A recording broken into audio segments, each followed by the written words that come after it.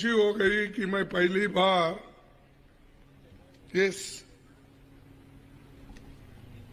जो शहर है कोरबा यहाँ पर आया हूं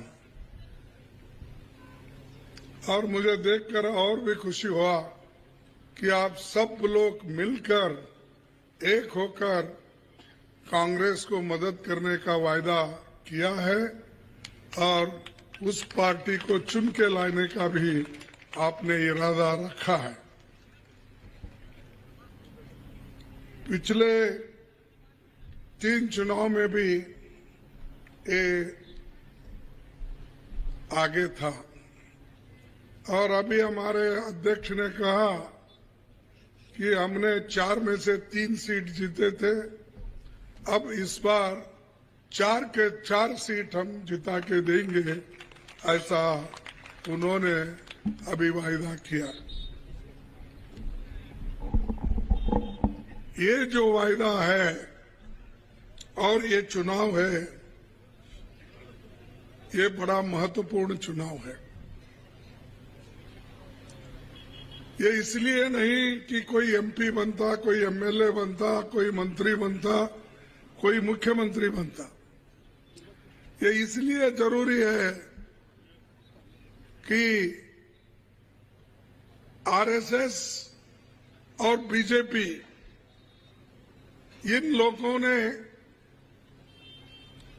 प्रत्यक्ष में और अप्रत्यक्ष में आदिवासियों को दबाने का काम किया है, दलितों को दबाने का काम किया है, महिलाओं को कोई हक उनके पार्टी में ना उनके विचारधारा में है। बात तो बढ़िया करते हैं, उनके जो आरएसएस की विचारधारा है उसमें स्त्रियों के लिए जगह नहीं है और मनु के शास्त्र के मुताबिक स्त्रियां और अस्पृश्य लोग दूर रहना चाहिए। ना उनको शिक्षण मिलेगा, समानता मिलेगी, ना उनको सम्मान मिलेगा। ये जो विचारधारा उनके पास है, उस विचारधारा को ही वो लोग बढ़ा रहे हैं। लेकिन हम कांग्रेस के लोग गांधी जी से लेकर नेहरू जी से लेकर इंदिरा गांधी जी से लेकर राजीव गांधी जी से लेकर अब सोनिया गांधी जी तक हमारी पार्टी गरीबों के सोचने वाली पार्टी है, गरीबों के हित में काम करने वाली पार्टी है। सबको शिक्षण देना, सब समाज के लोग ऊपर आना, ये इरादा हमारे देश के आजादी मिलने के बाद जो नेहरू जी ने किया और यहाँ कोरबा जो यहाँ पर जो प्लांट है, इंडस्ट्री है, ये किसने बनाया? किसने बनाया? फिर मोदी बोलते हैं कि हर जगह जाते ही मैं ये करा, मैं वो करा। जब वो पैदा भी नहीं हुए थे उस वक्त नेहरू जी ने सैकड़ों पब्लिक सेक्टर्स किए, लाखों लोगों को नौकरियां दी और वो हमको नेहरू जी के टीका करते हैं, इंदिरा जी के टीका करते हैं और हमारे राहुल गांधी जी को, राजीव गांधी जी को टीका करते हैं और वो हमेशा बोलते हैं भाइयों बहनों कितनी देश की तरक्की हो गई। आपके हाथ में जो मोबाइल है 140 करोड़ लोगों के हाथ में मैंने मोबाइल दिलाया। वो बोलते हैं अरे भाई ये तो राजीव गांधी की देन है, तुम्हारी नहीं। कंप्यूटर सिस्टम उन्होंने लाया, मोबाइल उन्होंने शुरू किया। तुम क्या करे, जो बड़े बड़े कारखाने हमने लाए, कांग्रेस पार्टी ने लाई, उसको बचाने के बजाय उसको हड़पने का काम किया। किसको दे रहे हो फायदा? अदानी और बड़े जो अमीर लोग हैं उनके हाथ में जा रहा है। इसीलिए इसको बचाना है और गरीबों के कल्याण के लिए अगर काम करना है तो कांग्रेस को वोट दो। और देश को बर्बाद करना है, लुटेरों को लाना है, तो तुम्हारी मर्जी, उनके साथ जाएगी। उन्होंने, मैं पूछता हूं हर जगह, वो कभी गुजरात मॉडल बोलते, कभी कौन सा मॉडल बोलते, सब उनकी बड़ी बीजेपी वाले तारीफ में लगते हैं। अरे भाई, आप इतने अच्छे काम किए हुए, तो मैं पूछता हूं, अहमदाबाद में आप 13.5 साल मुख्यमंत्री थे, 10 साल से प्रधानमंत्री हो, 23 साल से आप हुकूमत में हो। क्यों वहां स्त्रियां पौष्टिक आहार से मर रहे हैं, बच्चे मर रहे हैं? सबसे कम अगर पौष्टिक आहार का फायदा मिलता है तो वो अहमदाबाद में, गुजरात में मिलता है। और हमको सिखाते हैं, देखो यहां ऐसा हुआ, वहां सब जगह जो अच्छा था उसका बिगाड़ने का काम आप ही ने किया। कहीं शांति रहती है तो अशांति करने का काम आपका है। और चुनाव, प्रजातंत्र में चुनाव होना, ये तो संविधान में लिखा है। पंडित जवाहरलाल नेहरू जी और डॉक्टर बाबा साहब अम्बेडकर ने संविधान बनाकर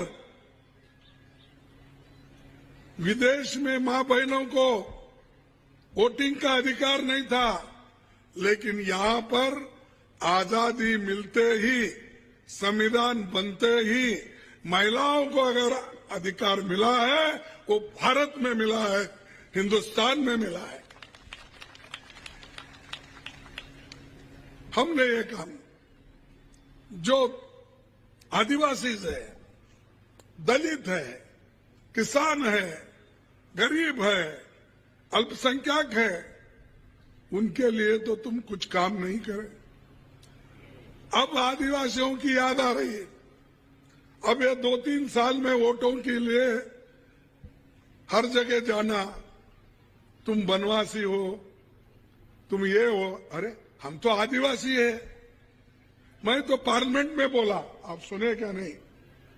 मेरे को कोई बोले कि बाबा साहब अम्बेडकर ने इतना, उनके ऊपर इतना अत्याचार हुआ और इतना हरासमेंट हुआ, बहुत कुछ हुआ, लेकिन वो इस देश छोड़ के बाहर जाने का कभी नहीं सोचे। वो एक बहुत बड़े इकोनॉमिस्ट थे, लॉयर थे, लेकिन उन्होंने इस देश को छोड़ के जाने का काम नहीं किया। वो मैंने हमारे इनको पूछा, कौन हमारे डिफेंस मिनिस्टर अब है, राजनाथ सिंह जी को, और वहीं पर मोदी साहब भी बैठे थे। वो भाषण दे रहे थे, इंटरवेन कर रहे थे। तो मैं उनसे पूछा, राजनाथ सिंह जी, डॉक्टर अंबेडकर कहां जाना? डॉक्टर अंबेडकर को यहाँ के भूमि पुत्र है, आदिवासी है वो, ये जमीन हमारी है, तुम जाओ, जाना है तो बाहर जाओ। मैंने ये ओपनली इसलिए कहा, मेरे गुस्सा है, बाहर जाओ। कहां जाना? हम तो यहां मरे पड़े हुए हैं, ना हमको विद्या मिली, ना हमको पैसा मिला, ना हमको जमीन मिली, ना हमको कपड़े आंख के ऊपर नहीं मिले, हमारे को सर पे छत नहीं, कुछ नहीं, और हमको आप बाहर जाओ बोलते हैं और आप मजे कर रहे हैं हमारे मेहनत के ऊपर, हमारे कमाई के ऊपर। आप जिंदा हो और हम जो जिंदा रखे आपको, हम ही को बोलते हैं तुम बाहर। तो ये आप सोचना है, ये लोग बैठकर गरीबों का शोषण कर रहे हैं और कुछ भाषण जोरदार दिए, भाइयों और बहनों मैं आपके लिए हूं, आपके दुख में हूं, गरीबों के लिए मैं पैदा हो गया हूं, ऐसा बोलते हैं, लेकिन किए क्या गरीबों के लिए? जो अदानी के लिए की है उसका 10 पैसे भी अगर आप आदिवासियों को करते तो बहुत से बच्चे आज पढ़ लिख कर बाहर आते थे। 10 पैसे आप उसको एयरपोर्ट बेचे, खान बेच रहे हो, कोयले की खान, आयरन खान, पानी, पोर्ट, एयरपोर्ट, अगर अच्छा रास्ता है तो टोल वसूली के लिए ऐसे लोगों को देना, अमीरों को, सब कुछ। और हम कमा के दे रहे हैं। नेहरू जी कमा के बड़े बड़े आधुनिक मंदिर यानी कारखाने बनाए, तुम वो बेच के खा रहे हो आज। और हमको बोल रहे कितने नए कारखाने आपने खोला, कितने नए पब्लिक सेक्टर खोला। पब्लिक सेक्टर बेचने के बाद वहां जो रिजर्वेशन मिलता था वो अब नहीं मिल रहा। पहले तो हमारे बच्चे किसी कारखाने में जाते थे, गरीब के बच्चों को जगह मिलता था, ऑफिसर्स को मिलता था, और काम पे भी वो लगा सकते। लेकिन आज वो कारखाना ही बंद हो गया तो कहां जाना होगा? ये किसी ना किसी तरह से ये गरीबों को सत्ता यानी काम से हटाना और सिर्फ उन्हीं के लोग वहां बैठना। अब तो ऐसा शुरू हो गया है, सेक्रेटरीट जो दिल्ली में है, पार्लियामेंट सेक्रेटरीट, ये बड़े, वहां पर दूसरों को जगह ही नहीं है। वो जिनको चाहते हैं उन्हीं को नौकरी मिलती है। और नौकरी देते वक्त भी मोदी जी क्या करते मालूम है आपको? मोदी जी जो अपॉइंटमेंट करके, पहले आप बहुत से लोग यहां पर सरकारी नौकरी में होंगे, उनको मालूम है क्या आपके नौकरी के अपॉइंटमेंट ऑर्डर देश के प्रधानमंत्री बांटते थे? आप सच बोलिए।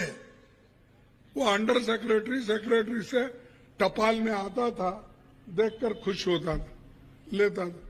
यहाँ खुद प्राइम मिनिस्टर एक 4000 नौकरी दी है तो वो पूरा बांटते फिरते हैं। 2 करोड़ दिया। हाँ, 2 नहीं, वो तो 2 करोड़ देने का वायदा किया था, वो तो अलग होगा।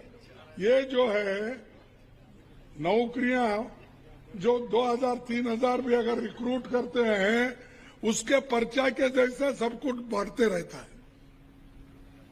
अरे वो तो काम है, काम वो है 30 लाख नौकरियां इस देश में खाली है, वो भर्ती करो। उसमें आदिवासियों को नौकरी मिलती है, दलितों को नौकरी मिलती है, प्रमोशन मिलता है, और वो मजबूत होके अपने फैमिली का, अपने कुटुंब का